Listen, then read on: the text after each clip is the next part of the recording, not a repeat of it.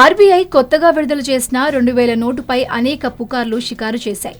నోటులో chip ఉందని, ఆ chip ఉండడం వల్ల దొంగ నోట్ల ముద్రణకు అవకాశమే ఉండదని అప్పట్లో పెద్ద ఎత్తున ప్రచారం సాగింది.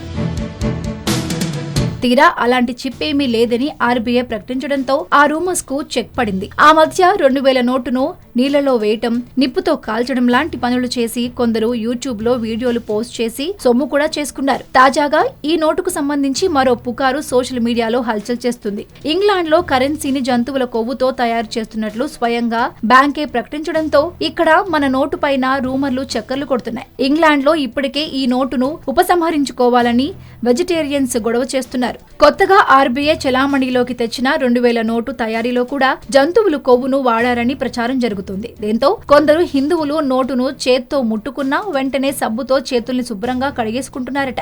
అయితే ఈ విషయం నిజమో కాదో తెలుసుకోవడానికి కొందరు ఇప్పటికే నూనెలో వేసి నోటును ఉడికిస్తున్నారు. ఇదే గాని నిజమైతే ప్రజలు హృద్రోగ సమస్యల బారిన పడతారని కార్డియాలజిస్టులు ఆందోళన వ్యక్తం చేస్తున్నారు. ఇవన్నీ రూమర్లేనని, నోట్లలో అలాంటిదేమీ లేదని స్పష్టమైన ప్రకటన వచ్చేదాకా ఇలాంటి పుకార్లు షికారు చేస్తూనే ఉంటాయని కొందరు అభిప్రాయపడుతున్నారు.